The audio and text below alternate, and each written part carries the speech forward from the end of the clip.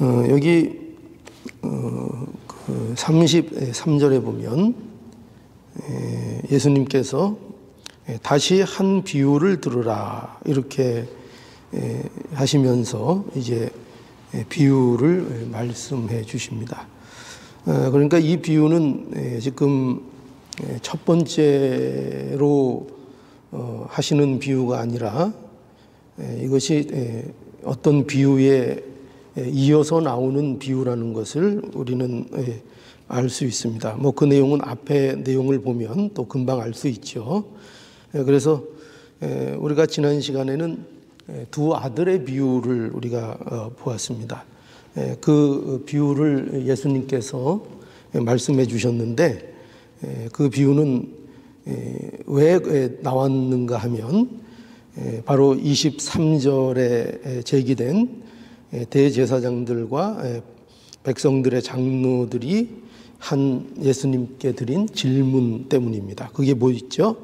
내가 무슨 권세로 이런 일을 하느냐 하는 질문이었습니다. 그 질문에 대해서 예수님께서 이제 두 아들의 비유를 통해서 어떻게 보면은 답을 주시는 것이고, 그리고 이제 이어서 또 이 포도원의 악한 농부 비유를 통해서 이 예수님에 대하여 무슨 권세로 이런 일을 하느냐 하는 그 교권자들에 대하여 이제 다시 그 답변을 주시는 그런 내용입니다.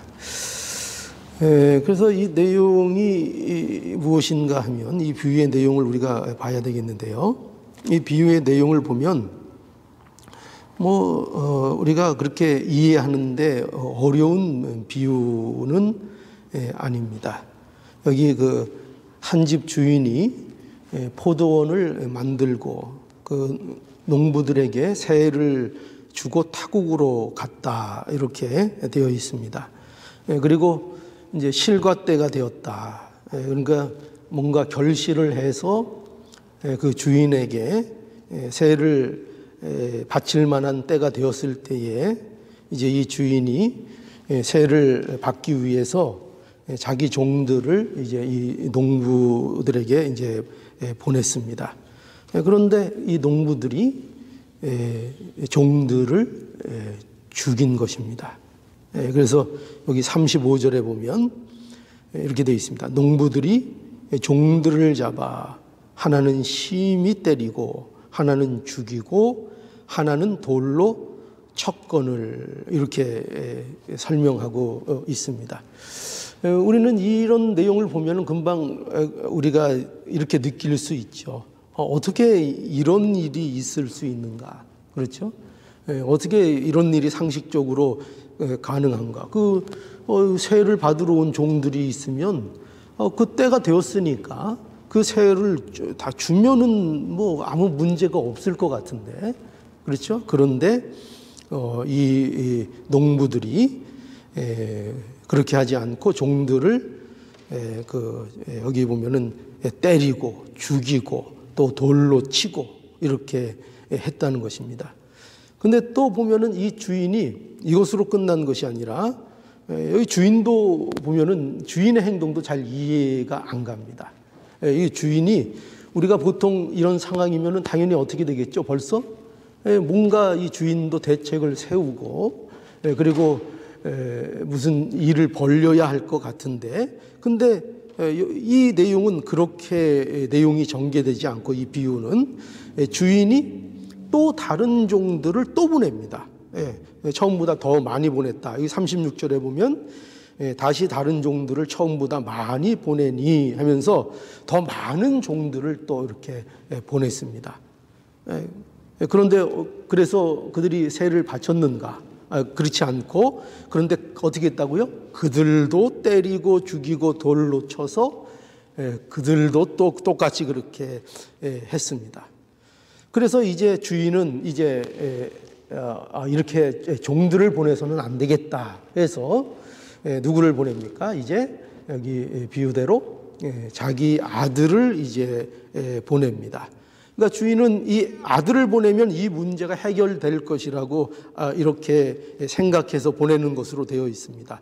저희가 내 아들을 공경하리라. 저들이 종들은 이렇게 대접했지만 그러나 내 아들은 그렇게 대접하지 않고 내 아들은 저희들이 공경할 것이다. 이렇게 이제 생각을 했습니다. 왜냐하면 아들이라는 입장은 그 아버지를 대변하는 자이기 때문입니다. 곧 그 아들이 누구입니까? 그 아버지라고도 말할 수 있는 것입니다. 그래서 이렇게 아들을 보냈는데 놀랍게도 그 농부들은 어떻게 했습니까? 그 아들들도 죽였다 하는 겁니다. 그래서 38절에 이렇게 되어 있습니다. 38절에 보니까 농부들이 그 아들을 보고 서로 말하되 이는 상속자니 다 죽이고 그의 유업을 차지하자 하고 39절에 이에 잡아 포도원 밖에 내어 쫓아 죽였느니라고 해서 오히려 아들이니까 우리가 죽이자 이렇게 또 했다는 겁니다. 아들이니까 우리가 이 포도원을 이 상속자 이 아들을 죽여서 우리가 이 포도원을 차지하자 이렇게 하면서 그 아들을 이제 죽였다 하는 것이 이제 이 포도원 악한 농부들의 비유의 내용입니다. 아까도 말씀드렸지만 이 내용은 이해하기에 그렇게 어려운 비유는 아닙니다. 여러분들 별로 해석을 안 해도 대충은 이해할 수 있겠죠. 그러나 명확함을 위해서 제가 이제 좀 말씀을 드리면 여기 집 주인은 하나님을 이제 가리키는 것이고 또 포도원은 이스라엘 국가를 이제 말하는 것입니다. 그럼 농부들은 누굴 얘기하는 걸까요? 여기 직접적으로는 대제사장들과 백성들의 장로들을 얘기하고 종교적 지도자들, 그러니까 그들이 또 대변하는 이스라엘의 악한 세대를 이제 또 말하는 것입니다. 그리고 그럼 종들은 누구겠죠? 종들은 하나님께서 보내시는 선지자들을 말하는 것이고, 그리고 이제 그 주인이 보낸 아들은 그리스도를 이렇게 가리키는 것이라 이렇게 우리가 볼 수 있습니다. 그러니까 하나님께서는 이스라엘을 선민으로 부르시고, 그렇죠? 우리가 우리 신명기를 살펴봐서도 알고 우리가 성경의 내용을 우리가 보면 우리가 알죠. 그죠? 구약에 하나님께서 이스라엘 백성들을 부르셨습니다. 그죠? 선민으로 부르시고 그들을 또 인도하셔서 어디로 그들을 들어가게 하셨습니까? 가나안 땅에 들어가도록 해 주셨습니다. 그리고 거기서 어떻게 하라고요? 하나님 백성으로 살라는 거죠. 그죠? 하나님 백성으로 살도록 그렇게 해 주셨습니다. 그래서 하나님께서 이걸 보면 그렇게 이스라엘 백성들에게 어떻게 보면은 그들이 하나님의 백성으로서 살아갈 수 있는 온갖 좋은 것들을 다 하나님께서 그들에게 주셨다는 것입니다. 그렇죠? 그 백성들에게 뭘 줬습니까? 대표적으로 가장 귀한 율법을 그들에게 주었죠. 그죠? 그리고 또 하나님의 성전을 건축하도록 하고 성전을 그들에게 주어서 성전을 중심으로 통해서 하나님을 섬기도록 그렇게 하셨고, 그 많은 것들을 이스라엘 백성들에게 주셨습니다. 그 뭐 하라고 그걸 주셨습니까? 뭐 하라고요? 하나님 백성답게 살라고. 그죠? 하나님 백성답게 하나님을 사랑하며 하나님을 섬기며 하나님 백성으로 잘 살라고 그 모든 것들을 허락해 주셨습니다. 그러니까 모든 것을 주신 거예요. 그런데 이스라엘은 어떻게 했습니까? 그들이 하나님의 말씀에 순종하지 않고 오히려 타락하여서 이방의 우상들을 섬기고 마음이 하나님으로부터 떠나가서 그들이 마땅히 맺어야 될 참된 열매들, 하나님이 원하시는 참된 것들은 순종하지 않는 그런 타락한 모습을 그들이 보여주었습니다.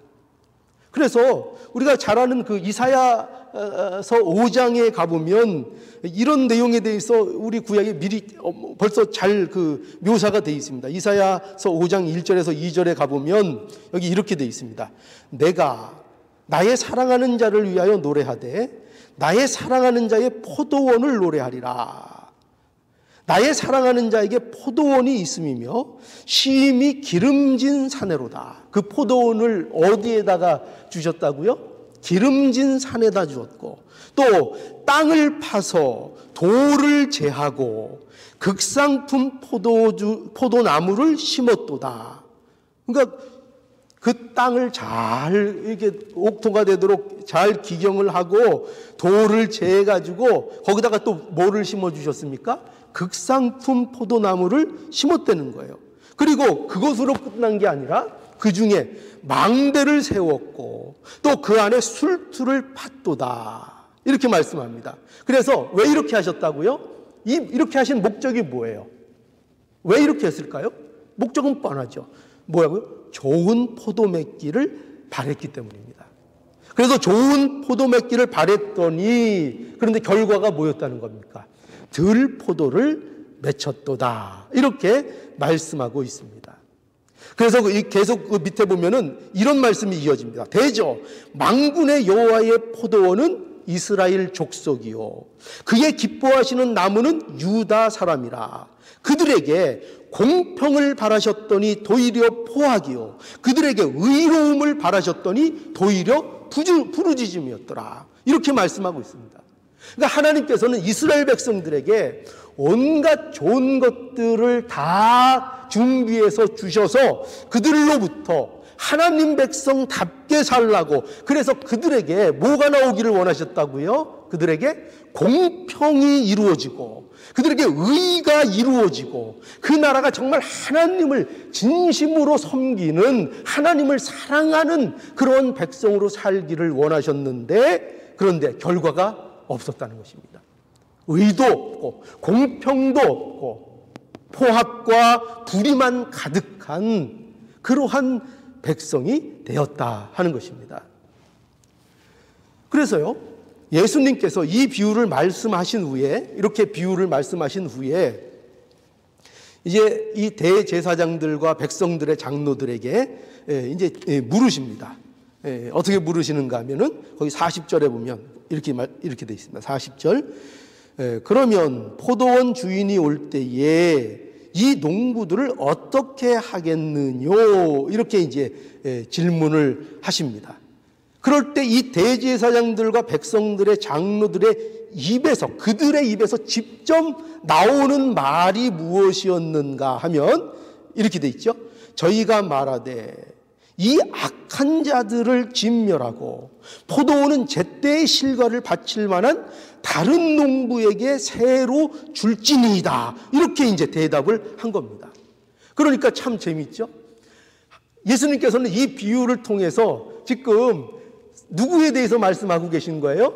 타락한 이스라엘, 특별히 그 대제사장들과 백성들의 장로, 특히 그 교권자들, 예수님의 권세를 인정하지 않고 예수님을 믿지 않는 그들에 대하여 지금 말씀하고 있는 것입니다. 그런데 그 내용을 이렇게 가지고 누구에게 물어봅니까? 그 대제사장들에게, 그리고 그 장로들에게.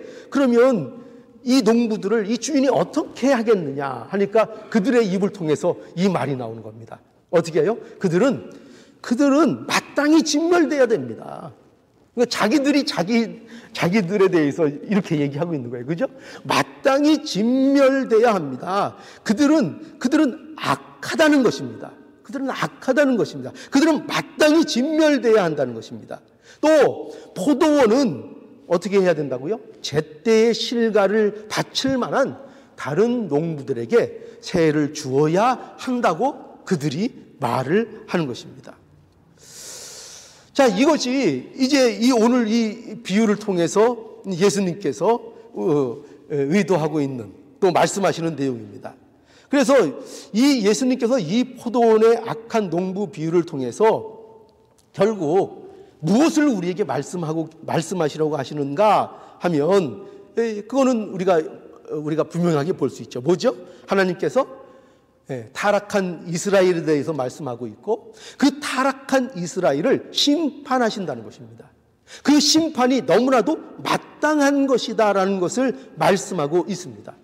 그래서 여기 42절에 보면 이렇게 계속 이제 말씀이 이어지죠. 42절. 예수께서 가라사대 너희가 성경에 건축자들의 버린 돌이 모퉁이의 머릿돌이 되었나니 이것은 주로 말미암아 된 것이요 우리 눈에 기이하도다 함을 읽어본 일이 없느냐 이렇게 말씀하시죠. 자, 이것은 무슨 말씀인가 하면 한마디로 얘기하면 이겁니다. 예수님이 하시는 말씀은 바로 내가 머릿돌이다 이 말입니다. 예수님 자신이 머릿돌이라는 것입니다. 그러니까 쓸모없다고 판단돼서 버려진 돌이 건축물의 가장 중요한 기초석이 되는 거, 이 기이한 일을 누가 하신다고요? 하나님이 이런 일을 하시는데 이런 것처럼 유대인들에게 멸시받고 천대받으시고 버려진 예수님이 하나님 나라에서 머릿돌이 되셨다는 것입니다. 하나님 나라의 가장 기초요 근거가 되며 가장 중심이 되는 분이 예수 그리스도이시라 하는 것입니다. 그런데 이 유대의 교권자들이 어떻게 합니까? 그런데 이 예수님의 권위에 도전하고 하나님의 뜻에 순종하지 않은 것입니다. 그것에 대해서 마땅히 심판이 있을 것이라 이렇게 말씀하고 있는 거죠. 그래서 44절에도 보면 이 돌이 떨어지는 자는 깨어지겠고 이 돌이 사람 위에 떨어지면 저를 가루로 만들어 흩으리라 이렇게 하셨는데 이것도 다 무슨 말씀이에요? 예수 그리스도로 인하여 이렇게 예수 그리스도 안에 있지 아니하는 자들, 예수님의 권위를 부정하고 거절하는 자들에 대한 하나님의 심판이 있을 것이다 하는 것을 이제 말씀하고 있는 거죠. 그래서 그 심판의 내용이 뭔가 하면 바로 그 내용이 이제 어떻게 보면 오늘 이제 본문의 결론이고 중요한 요지라고 할 수 있는데 43절이 이겁니다. 예수님께서 결국은 이 비유를 통해서 이 말씀을 해주시는 겁니다. 43절에 한번 볼까요? 43절. 그러므로 내가 너희에게 이르노니 하나님의 나라를 너희는 빼앗기고 그 나라에 열매 맺는 백성이 받으리라 이렇게 말씀하는 겁니다. 그러니까 너희는 어떻게 된다는 거예요? 너희는 여기서 너희는 누굽니까? 대종교 지도자들, 대제사장들, 백성들의 장로, 자기들이 하나님을 믿는다고 하지만 예수 그리스도의 권위를 인정하지 않는 그 자들, 그 타락한 이스라엘, 너희들은 뭐를 뺏긴다고요? 하나님의 나라를 빼앗길 것이다 이겁니다. 그 빼앗긴다는 것은 이런 뜻이에요. 뭐냐면 너희들이 가졌는데, 예전엔 가졌는데 뺏긴다 이런 뜻이 아닙니다. 하나님의 나라를 가졌는데 어떻게 뺏깁니까? 그런 것이 아니라 너희가 가진 것으로, 지금까지 너희가 의지하고 너희가 가지고 있었던 그것으로는 하나님 나라에 못 간다는 것입니다. 너희들이 지금까지 의지한 거, 그들이 뭘 의지했습니까? 율법을 의지하고 성전을 의지하고 의식을 의지하고 종교적인 형식에 매달려서 정작 하나님은 사랑하지 않고 겉만 화려해진, 겉만 열심인 그것 가지고는 어디를 못 간다고요? 하나님의 나라에 못 간다는 것입니다. 못 간다. 그럼 누가 하나님의 나라에 가죠? 누가 하나님의 나라를 받는가? 이렇게 돼 있죠. 그 나라의 열매를 맺는 백성, 그 나라의 열매를 맺는 백성. 그러니까 이건 아무 열매나 맺으면 된다는 얘기가 아닙니다. 무조건 열매면 된다 이것이 아닙니다. 여기 뭐죠? 어떤 열매입니까? 분명히 말씀하고 있죠. 이게 중요해요. 그 나라의 열매입니다. 그 나라의 열매. 그냥 아무 열매가 아니라 그 나라의 열매. 그 나라가 어떤 나라입니까? 하나님 나라요. 그러니까 무조건 열매 맺는다, 무조건 열심이다, 그러면 하나님의 나라에 가는 것이냐? 무조건 성전 생활하면 가는 것이냐? 무조건 제사 드리면 가는 것이냐? 그게 아니라는 거예요. 그것이 아니라 너희가 하나님 그 나라의 열매를 맺어야 한다는 것입니다. 여러분, 그러면 하나님 나라의 열매 맺는 백성이 그럼 누구일까요? 하나님 나라의 열매 맺는 백성은 간단하죠. 누구입니까? 누구죠? 예수 믿는 자들입니다. 예수 믿는 자들. 예수 믿는 자들이요. 그러니까 예수님의 권위를 인정하고 예수님을 믿는 자들이 하나님의 나라의 열매를 맺는 것입니다. 그러니까 예수님을 믿는 자만이 뭐를 맺는다는 거예요? 하나님 나라의 열매를 맺는 겁니다. 예수님을 믿는 자만 하나님 나라의 열매를 맺는 겁니다. 그래서 우리 신앙에 있어서 무엇보다 중요한 건 뭐겠죠? 이거 간단하죠. 우리가 너무나 간단한 겁니다. 뭐죠? 예수를 믿는 겁니다. 우리 신앙에 있어서 무엇보다도 중요한 것은 예수를 믿는 겁니다. 예수를 믿는 여기에 예수 그리스도 안에 모든 답이 있습니다. 우리의 머릿돌이신 예수님께 붙어 있으면 뭐를 받는 겁니까? 하나님의 나라를 얻는 것입니다. 다른 것으로 하나님의 나라를 얻는 것이 아니고 무조건 답은 하나입니다. 뭐죠? 예수님께 붙어 있으면. 누가 머릿돌이시라고요? 예수님이 머릿돌입니다. 그 조석 되시는 그 모든 것의 근거가 되시는 예수님께 붙어 있으면 하나님 나라를 얻는 것입니다. 그러나 아무리 좋은 것을 다 가지고 있어도 머릿돌이신 예수님께 붙어 있지 않으면, 예수님과 연결되어 있지 않으면 어떤 참 열매도 없습니다. 그리고 하나님의 나라는 더욱더 들어갈 수 없습니다. 하나님의 나라는 누구만 들어간다고요? 그 나라의 열매를 맺는 자만 들어갑니다. 그런데 그 나라의 열매를 맺는 자들은 누구라고요? 예수 믿는 자들만 그 나라의 열매를 맺는 것입니다. 그러니 그 나라의 열매를 맺는 백성은 예수 그리스도 안에 있는 자들입니다. 그러니까 예수 그리스도 안에 붙어 있으면 하나님의 나라에 가는 것입니다. 그러나 여러분, 모든 것을 다 가지고 있어도요, 예수님이 없으면 아무것도 없게 됩니다. 아무것도 할 수 없게 됩니다. 오늘 이 비유에서도 그걸 잘 사실은 나타내고 있어요. 여기 생각해 보십시오. 포도원에 이 악한 농부들이 주인에게 세를 주지 못한 것은, 여러분, 이게 무슨 포도원에 무슨 시설이 부족해서가 아닙니다. 그렇죠? 포도원에 뭐가 열매 맺고 결실 맺을 만한 어떤 것들이 부족해서 이들이 그 주인에게 세를 내지 않은 것이 아닙니다. 여기 33절에 분명히 되어 있죠.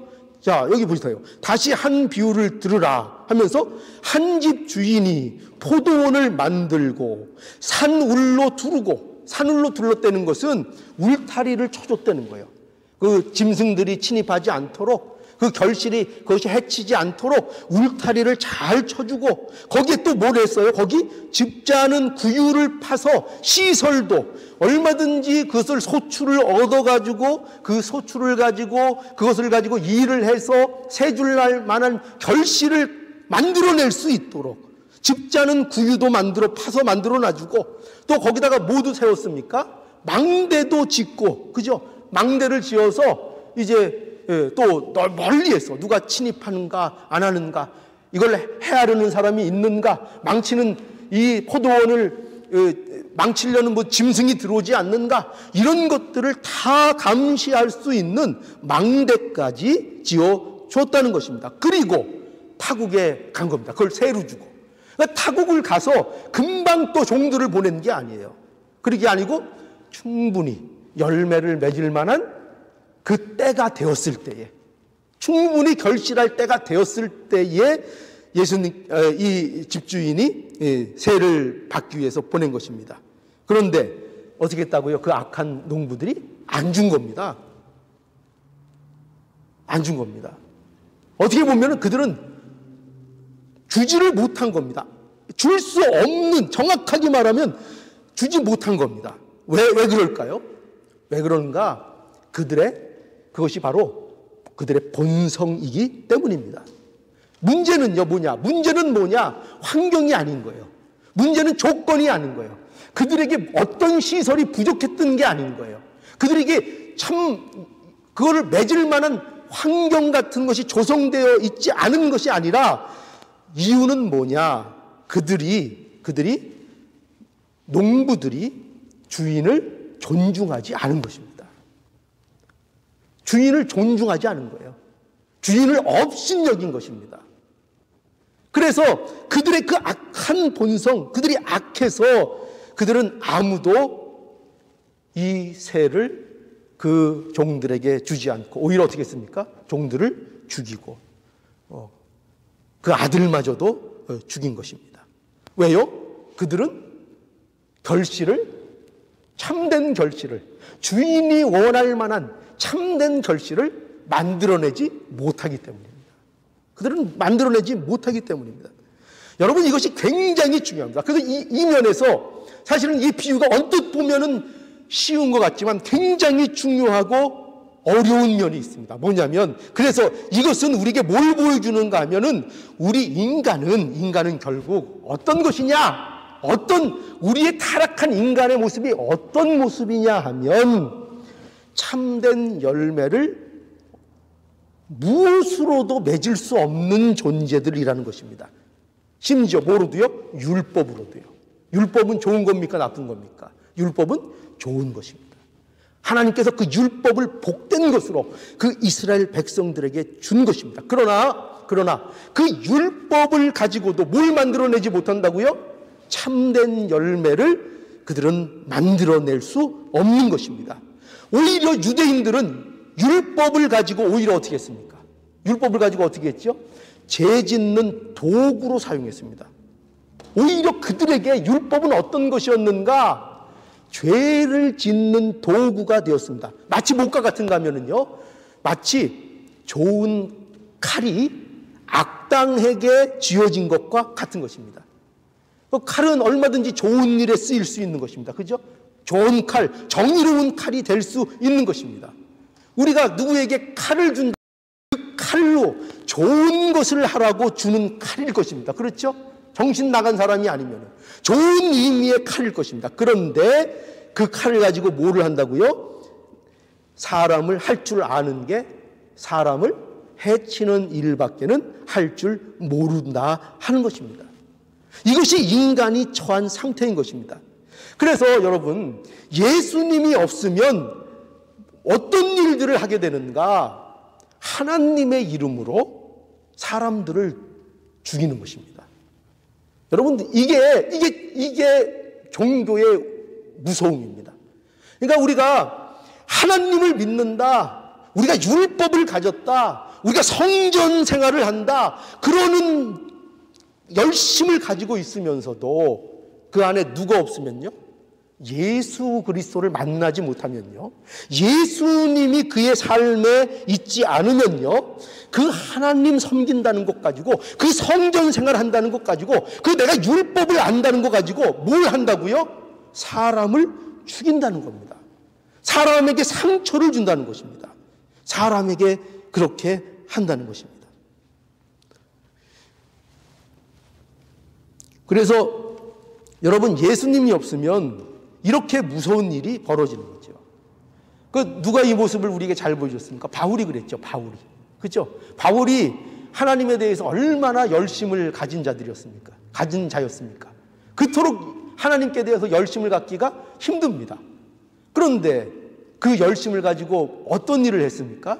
예수 믿는 자들을 핍박하고 잡는 일을 바울이 했던 것입니다. 누구를 모르니까요? 예수님을 모르니까요. 예수님을 만나지 못했으니까요. 그러니 예수님 없는 율법은 뭐로밖에 작동이 안 돼요? 정죄의 수단으로밖에는 작동이 안 됩니다. 그러니까 좋은 성전을 갖고 있으면 뭐합니까? 좋은 성전을 가져도 마찬가지입니다. 아무리 화려하고 좋은 성전 갖고 있어도 거기 예수 그리스도가 없으면, 우리의 마음속에 우리가 예수님과 연결되어 있지 않고 우리의 삶이 예수님을 성전 삼지 않으면 어떻게 돼요? 그 성전이, 그 아름다운 성전이 남들을 멸시하는 수단이 되어버리는 것입니다. 우리는 이것을 알아야 돼요. 그래서 사람이 왜 이렇게 되는가 하면 사람은요 그런 것을 가지고 의를 이루지 못하기 때문이죠. 그런 것 갖고 의를 이루지 못합니다. 율법으로 의를 이루지도 못하고 성전으로도 의를 이루지 못합니다. 사람의 의로는 아무리 좋은 조건과 환경을 갖다 놓아도 뭐만 맺는다고요? 하나님 앞에 참된 열매가 아닌 죄만 만들어냅니다. 아무리 애써도요. 예수 그리스도가 없으면은요, 그 좋은 것들을 가지고 뭐만 만들어낸다고요? 죄만 만들어냅니다. 그래서 아무리 애써도 결국은 뭐예요? 결국은 이 대제사장들과 백성들의 장로가 말한 그 대답처럼 어떻게 되는 것밖에 없어요. 결국은 진멸하는 것밖에는 결과가 없다는 것입니다. 그렇게 노력했는데요? 그렇게 열심을 부렸는데요? 예, 그렇습니다. 그렇게 열심을 부리고 그렇게 했는데도 예수님을 모르면 진멸이라는 것입니다.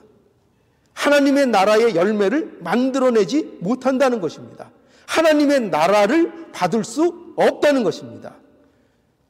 인간이 하나님이 원하시는 참 열매를 맺는 것은, 그래서 하나님의 나라에 들어가는 것은 오직 이 머릿돌이신 예수님을 인정하고 그분께 붙어 있는 방법밖에는 없다는 것을 우리는 알아야 합니다. 여러분, 그래서 기독교가 뭐냐? 저는 이제 이런 말씀을 잘 드리는 편인데, 기독교가 뭐냐 하면 한마디로 이겁니다. 예수님께 붙어 있는 겁니다. 여러분들 누군가 여러분들에게 기독교가 뭐냐 하면 이 정도 말씀은 하실 수 있으면 됩니다. 뭐죠? 예수님께 붙어 있는 겁니다. 우리는 연약하고 우리는 선한 것이 없고 우리는 선을 행하기에 너무나도 무능한 자이지만 우리를 위해서 십자가를 지신 예수 그리스도께 붙어 있으면 예수님이 힘을 주시고 예수님으로 인하여 열매를 맺을 수 있다고 믿는 겁니다. 이것이 우리가 믿는 기독교 신앙입니다. 그래서 우리는 머릿돌이신 예수님께 붙어 있으면 되는 겁니다. 예수님께 붙어 있으면 되는 겁니다. 예수님을 의지하고 살면 되는 겁니다. 하나님의 나라를 그러면 맺게 되는 것입니다. 다른 방법은 없습니다. 여러분, 그래서 이것이 우리에게 왜 이렇게 이 말씀이 계속 강조되어야 하는가 하면은 우리가 거기에는 이런 이유가 있습니다. 우리가 예수님을 안 믿는 건 아닌데 안 믿습니다. 말이 좀 재밌죠? 우리가 예수님을 안 믿는 건 아닌데 안 믿습니다. 안 믿습니다. 이것이 우리 많은 분들의 현실입니다. 왜 자꾸 예수를 믿으라는 이 원론적인 말씀이 성경에서는 계속 반복되고, 저도 왜 자꾸 예수를 믿으라는 아니 저희들 예수 믿지 않습니까? 왜 자꾸 원론적인 것을 반복하십니까? 이렇게 의문을 가질 수 있습니다. 그 답이 이겁니다. 뭐죠? 예수를 믿는 것 같은데 그런데 안 믿습니다. 예수를 안 믿는 건 아닌데 안 믿습니다. 말이 이상하죠. 근데 이 말씀을 자꾸 되새겨야 합니다. 예수님을 안 믿는 건 아닌데 안 믿습니다. 예수님을 떠나서 삽니다. 우리가 받는 유혹이 뭔가 하면, 그래서 늘 우리가 당하는 유혹이 뭐냐, 예수님을 떼어놓고 살려는 유혹이 자꾸 옵니다. 예수님을 우리의 삶 속에서 예수님을 안 믿는 건 아닌데 우리의 삶 속에서는 예수님을, 우리의 삶의 현장에서는, 삶의 사건 속에서는 예수님을 떼어놓고 살려고 하는 자꾸 그런 유혹과 그런 시험에 우리가 빠집니다. 그래서 사람들이 선을 말하고 사랑을 말하는 거 좋아하죠. 그죠? 우리도 선을 말하고 사랑 이런 거 말하는 거 좋지 않습니까? 그런데 이 선에 대해서 말하고 사랑에 대해서 말하고 또 심지어 헌신 이런 거 말할 때에도 자꾸 우리는 어떤 유혹을 받습니까? 예수님을 떼어놓고 이런 것을 말하려는 자꾸 유혹이 우리에게 오는 겁니다. 왜 그럴까요? 이 유혹이 도대체 우리에게 왜 올까요? 왜 오는가 하면은 예수님을 떼어놓아야, 우리의 삶 속에서 예수님을 떼어놓아야 우리 입맛에 맞는 선, 우리 입맛에 맞는 사랑, 우리 입맛에 맞는 헌신을 말할 수 있기 때문입니다. 우리는 선도, 사랑도, 헌신도, 그 어떤 좋은 것도 예수님 안에서 찾는 버릇이 되어 있지 않습니다. 예수님으로 삶으로 예수님과 붙어서 그것이 우리에게 이루어져야 한다는 것을 우리는 생각하지 못하고 언제나 그 선 자체로, 사랑 자체로, 헌신 자체로 가치가 있다고 생각하고 그것 말하면 됐지 예수님이 왜 필요하냐고 자꾸 반문합니다. 예수님을 우리가 믿는데 예수님을 믿을 필요가 뭐가 있냐고. 그러면서 자꾸 우리의 삶 속에서 누굴 밀어내요? 예수님을 밀어냅니다. 예수님이 나의 삶의 실제적인 주인이 되어서 사시는 일을 거부합니다. 왜요? 그러면 내 입맛에 안 맞거든요. 현실이. 그래서 자꾸 예수님을 밀어냅니다. 그러나 우리는 분명히 알아야 되죠. 예수님을 떠나서 선을 말하고 예수님을 떠나서 사랑을 말하고 예수님을 떠나서 헌신을 말하는 것은 그것은 기독교가 아닙니다. 그건 기독교 신앙이 아닙니다. 그건 기독교 신앙을 하고 있다고 착각을 하고 있는 것입니다. 그런 기독교 신앙은 없습니다. 그래서 우리가 뭘 해야 되느냐? 우리는 예수를 잘 믿어야 하는 겁니다. 그래서 뭘 해야 된다고요? 예수를 잘 믿어야 합니다. 어떤 신앙이 깊은 고령의 목사님이 그러셨대요. 후배 목사들에게 당부하신 말씀이 뭐였는가 하면은 여러분 예수 잘 믿으십시오. 그 말씀하셨다는 거예요. 그럼 예, 알겠습니다. 그럼 두 번째로 중요한 게 뭡니까? 예수 잘 믿으십시오. 세 번째로 중요한 게 뭡니까? 예수 잘 믿으십시오. 그렇게 했다는 겁니다. 여러분, 목사님들이 예수님을 안 믿어서 그 고령의 목사님이 그런 말씀을 하셨을까요? 아니죠. 예수를 믿습니다. 근데 안 믿습니다. 예수님을 믿는데 근데 안 믿습니다. 뭐죠? 예수님에게 붙어서 살지 않습니다. 예수님으로 살질 않습니다. 모든 문제를 예수님 안에서 해결하지 않습니다. 삶의 현실에서는. 그저 예수님은 믿는 건 믿는 거고 나의 삶의 현실로 가는 건 가는 거고 사람 대하는 거는 내가 하는 거지 예수님을 통해서 예수님 의지에서 그것을 풀어내지 않습니다. 언제나 그 함정에 빠져 있는 것입니다. 그래서 예수를 잘 믿으려는 겁니다. 예수를 잘 믿으려는 것입니다. 우리는요, 예수를 믿지만 날마다 예수를 또 믿어야 합니다. 우리는 이렇게 날마다 예수님을 믿으며 살아야 됩니다. 날마다 예수님을 믿으며 살아야 합니다. 그리스도인들은 세상을 자기 지혜로 살아나가는 자들이 아닙니다. 그리스도인들은 무슨 어떤 문제들이 있을 때 무슨 사회적인 무슨 세상적인 경험, 세상적인 지식, 자기 실력 이런 것으로 세상을 살아가는 자들이 아닙니다. 그건 그리스도인들의 사는 방식이 아닙니다. 우리 믿음의 조상들이 여러분 어떻게 살았습니까? 우리 믿음의 조상들이 그들의 삶의 고난의 순간에 삶의 고난의 순간뿐만 아니라 그들의 삶의 모든 여정 속에서 그들이 삶을 어떻게 살았습니까? 그들의 인간적인 지혜, 자기들의 삶의 경험, 자기들의 능력 이런 거 가지고 그 모든 것들을 헤치며 살았습니까? 그렇게 살지 않았습니다. 그들은 모두 믿음으로 살았습니다. 믿음으로, 한결같이 믿음으로. 우리는요, 무슨 재주로 사는 사람들이 아니에요. 그리스도인들은, 성도들은 세상을 무슨 재주, 세상의 경험, 어떤 능력, 이런 거 가지고 살아나가는 사람들이 아닙니다. 그리스도인들은. 그리스도인들은 오직 믿음 하나 가지고 살아가는 자들입니다. 믿음 가지고. 그래서 그 믿음이 뭐예요? 예수 그리스도를 믿는 것입니다. 오직 예수 그리스도께 붙어 있음으로 이겨나가는 자들입니다. 내 경험 의지하는 거 아니고, 내 실력 의지하는 거 아니고, 우리가 넘어질 때마다, 우리가 시험에 들 때마다 누굴 붙잡아요? 예수님 붙드는 것으로, 예수님께 붙어 있는 것으로 이기고 견디고 승리하는 자들입니다. 그것이 그리스도인들인 것입니다. 그러니 여러분 분명히 오늘 기억하시기 바랍니다. 이것을 우리는 기억해야 합니다. 우리는 결코 예수님을 떠나서는 아무것도 할 수 없습니다. 예수님께 붙어 있으면 우리에게 열매가 있습니다. 문제는 뭐라고요? 예수 믿는 것 같은데 안 믿는다고요. 문제는 믿는 것 같은데 안 믿는 겁니다. 그러니 우리가 예수님께 붙어 있으면 반드시 승리한다는 것을 믿어야 합니다. 왜냐하면 예수님께서 그것을 위해서 우리를 위하여 십자가를 지셨기 때문입니다. 그러니 우리는 기억해야 합니다.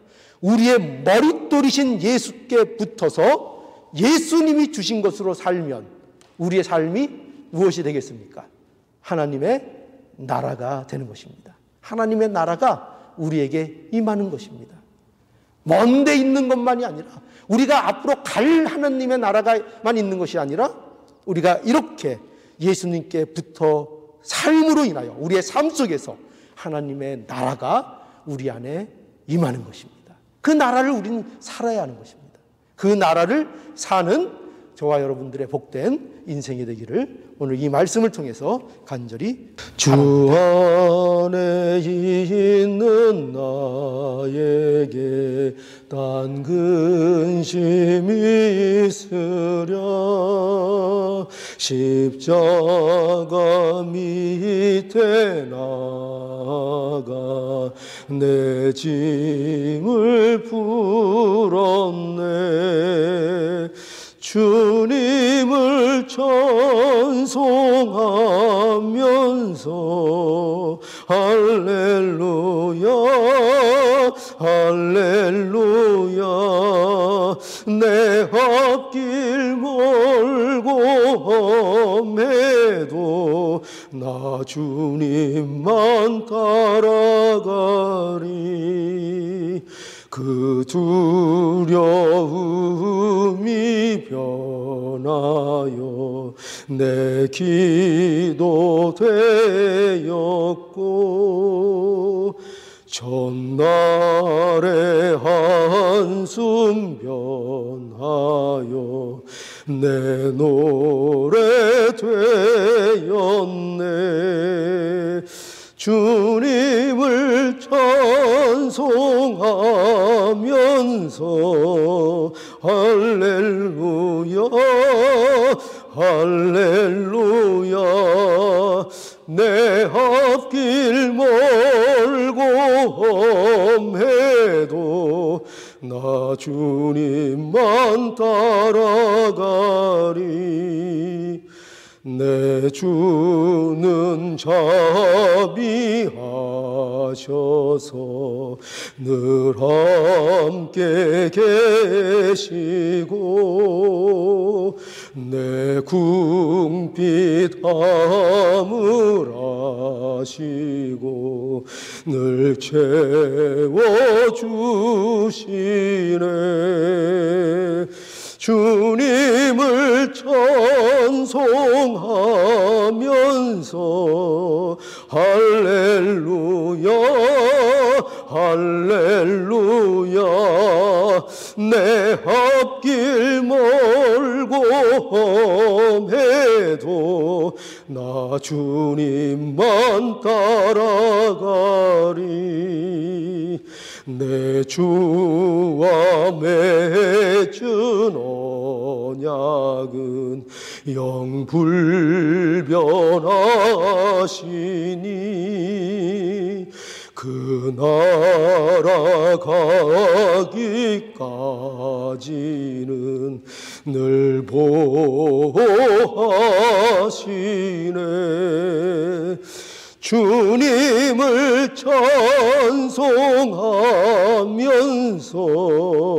할렐루야 할렐루야 내 앞길 멀고 험해도 나 주님만 따라가리. 은혜로우신 하나님 아버지 감사합니다. 참으로 좋은 열매 맺을 수 없는 연약한 자들이요, 아무리 좋은 것이 있다 하더라도 그것으로 죄밖에는 만들어낼 수밖에 없는 우리들을 아버지 하나님께서 불쌍히 여기셔서 예수 그리스도 우리 구주를 믿게 해주시고 그 예수 그리스도 안에서 구원받은 자로서 이제 그 나라의 열매, 하나님 나라의 열매를 맺는 자가 되었게 하셨사오니 아버지 하나님, 오늘도 예수 그리스도 안에서 이 하나님 나라의 열매를 맺기를 간절히 원합니다.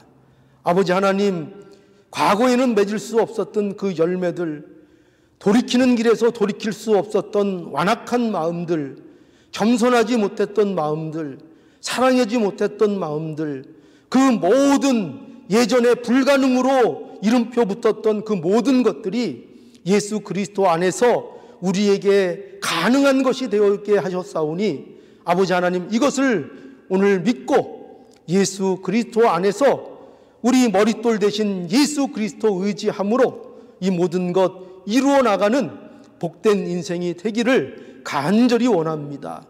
이스라엘 백성들이 하나님이 원하시는 열매는 맺지 못하고 겉만 화려한 것을 우리는 성경을 통해서 증거받고 있습니다.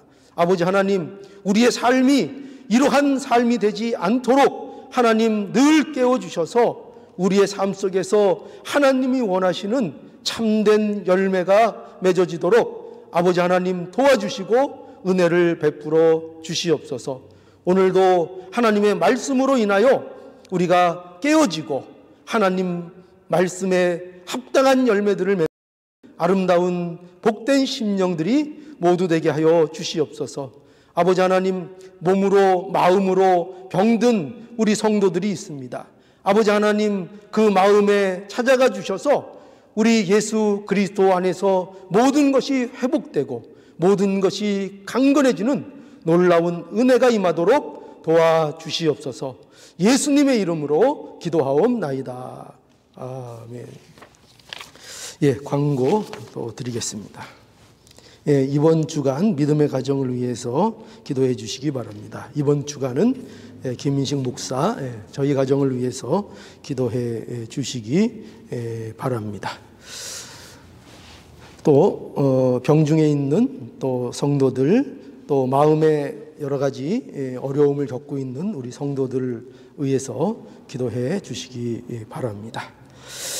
우리 코로나 이 사태가 점점 더 회복될 수 있도록, 이 때가 빨리 지나갈 수 있도록 우리가 또 한 마음으로 기도해야 되겠습니다.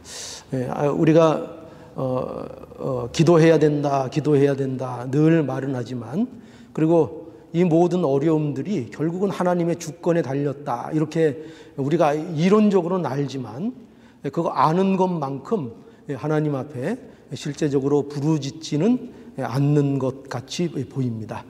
그래서 아마 이 사태가 더 길어지는 것이 아닌가 하는 또 생각을 하게 됩니다. 그러니 우리가 이 문제들을 놓고 하나님 앞에 진짜 진정으로 부르짖는 마음으로 애통해하며 우리가 하나님 앞에 회개할 것이 무엇인가 찾고 기도하는 우리가 이 기간을 경건하게 잘 보내야 할 것입니다. 또 가정예배 잘 드리시고요, 또 수요 기도에 참석하시고 또 월요일 날 온라인 8시 저녁 모임도 참여하셔서 영적인 유익들을 보시기를 바랍니다. 만복의 근원 하나님, 온 백성 찬송 드리고 저 천사여 찬송하세. 찬송 성부 성자 성령 아멘. 지금은 우리 주 예수 그리스도의 은혜와 하나님 아버지의 무한하신 사랑하심과 성령님의 인도하시고 교통하시는 귀한 역사가 우리의 머릿돌 대신 예수 그리스도 안에 붙어있는 사랑하는 성도들 머리 위에 영원토록 함께 있기를 축원하옵나이다. 아멘.